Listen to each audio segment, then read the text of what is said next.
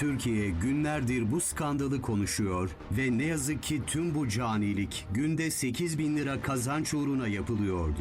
Benim 10 sene üzerine olan bir çocuğumdu, ilk çocuğumdu. Tomografi çekmişler, röntgen çekmişler, çocukta hiçbir sıkıntı görmemişler. Çocuğum sağlıklıydı, sabah size dediler ölüm haberini veririz dediler. 5 tane değil 3 tane bebek istiyorum. Ölümden dönmüş böyle gebermeye yakın kan gazıyla gelmiş akciğerleri çift taraflı kapalı olan. Yok ki. Ha? Yok ki öyle.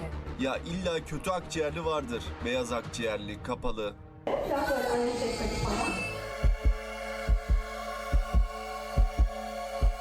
Maalesef bugün açgözlülük ve bencilliğin tükettiği bir dünyada yaşıyoruz. Rekabetin ve kazancın ön plana çıktığı bu çağda ahlak bir yük haline geldi. Bu yaşanan ölümler, artan suç ve şiddet olayları sadece devletin gerekli önlemleri almaması veya ekonomik faktörlerle açıklanamaz. Asıl sebep insanların içsel olarak yaşadıkları vicdani kopuştur. İnsanlar içlerindeki vicdanı susturduklarında her şey meşru hale gelir. İnsani değerler, çıkarları için göz ardı edilebilir bir ayrıntı haline gelir. Para, kariyer ve başarı uğruna aile bağları zayıfladı. Dostluklar çıkarlara dönüştü. Daha fazla şeye sahip olma arzusu, iç huzurumuzu ve insani değerlerimizi gölgede bırakmamıza neden oldu. Peki biz bu hale nasıl geldik? Teknolojinin ilerlemesi, internet ve sosyal medya kullanımının artmasıyla beraber insanlar daha yalnız, daha izole ve daha kaygılı hale geldi. Toplumumuz maalesef başarıyı sadece maddi kazançlarla ölçmeye başladı. Dürüst olalım, materyalist bir dünyada yaşıyoruz. En son çıkan cihazları, en hızlı arabaları, en büyük evleri almamız gerektiğini söyleyen reklamlara maruz kalıyoruz. Bize sürekli daha fazlasını istememiz öğretiliyor. Daha büyük evler, daha pahalı arabalar, daha yüksek statüler. Gerçekten ihtiyacım olan şey bu mu? Bu beni gerçekten mutlu edecek mi diye kendimize sormuyoruz bile. O kadar çok koşturmaya, kendimize odaklanmaya kaptırdık ki insan olmanın ne anlama geldiğini yavaş yavaş unuttuk. Artık her şey statüyle, sahip olduklarımızı göstermekle ilgili. Sosyal medya bunu daha da kötüleştiriyor. Herkes internette mükemmel hayatlarını sergiliyor ve bize yetersiz hissettiriyor. Bu asla bitmeyen bir daha fazla isteme döngüsü. Asla tatmin olmama döngüsü. Ama maddecilik size mutluluk getirmez. Elbette o aldığınız eşyalar size geçici bir mutluluk verebilir. Ancak bu çabucak kaybolur. Sonra daha fazlasını istemeye, bir sonraki dopamin dozunun peşinden koşmaya devam edersiniz. Bu dipsiz bir kuyuyu doldurmaya çalışmak gibi. Ne kadar çok şey elde edersek edelim, asla yetmez. İşte böyle arzularımızın kölesi oluyoruz ve gerçekten önemli olanı gözden kaçırıyoruz. Bunu hayatın her alanında görebilirsiniz. Politikacılar kişisel çıkarlarını kamu hizmetinin önüne koyuyor. Şirketler insanlara ve gezegene zarar verse bile karlarını en üst düzeye çıkarmak için kestirme yollara başvuruyor. Bireyler hile yapıyor, yalan söylüyor ve çalıyor. Bu eylemlerini de herkes yapıyor diyerek haklı çıkarmaya çalışıyor. Bu dibe doğru bir yarış ve maalesef kazananlar pastadan daha büyük bir parça almak için ahlakından ödün vermeye istekli olanlar. Ama ne pahasına? Birkaç kuruş için insanlığımızı feda etmeye gerçekten değer mi? Bu yaşadığımız toplumsal ahlaki çöküşün sonucu olarak suçlar, suçlular ve şiddet her geçen gün giderek artıyor. Daha da bölünüyoruz. Daha da kutuplaşıyoruz. Birbirimize olan güvenimiz her geçen gün daha da azalıyor. Sanki bir düdüklü tencerede yaşıyoruz ve patlaması an meselesi. Ama mesele sadece suçların artması, hapishanelerin ve cezaların yetersiz olması değil. Meseleye sadece bu açıdan bakarsak sorunu çözemeyiz. Mesele toplumsal dokumuzun erozyonu ile ilgili. Ailelerin parçalanması, ortak değerlerin kaybı ile ilgili.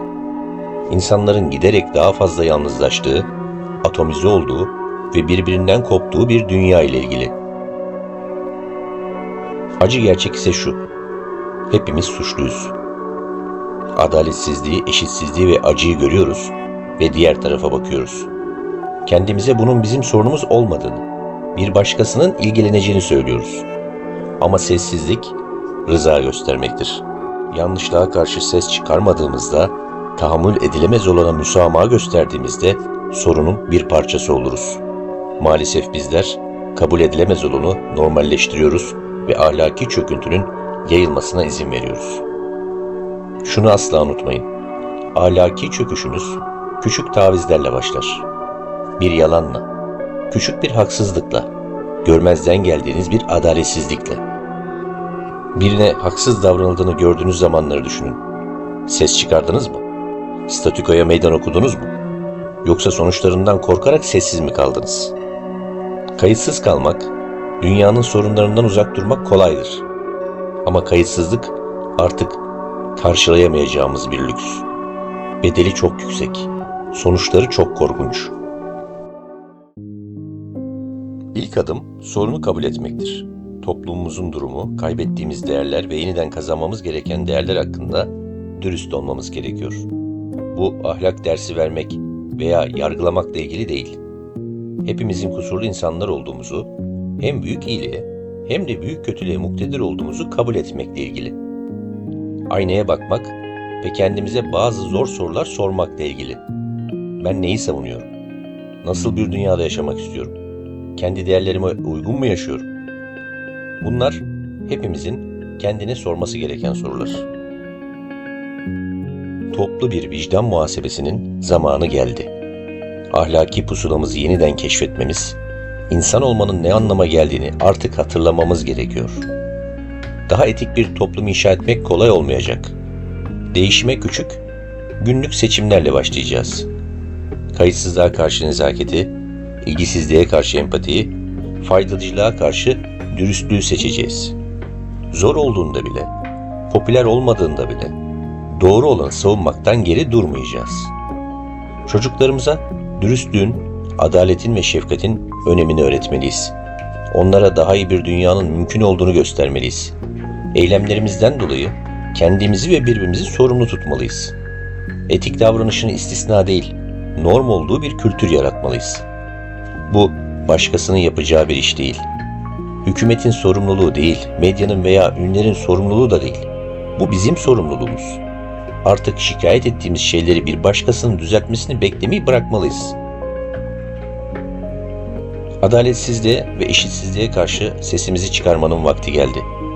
Oy verdiğimiz insanlara hesap sormalı, onları verdikleri sözlerden sorumlu tutmalı ve seçtiğimiz kişilerden daha iyisini yapmalarını talep etmeliyiz.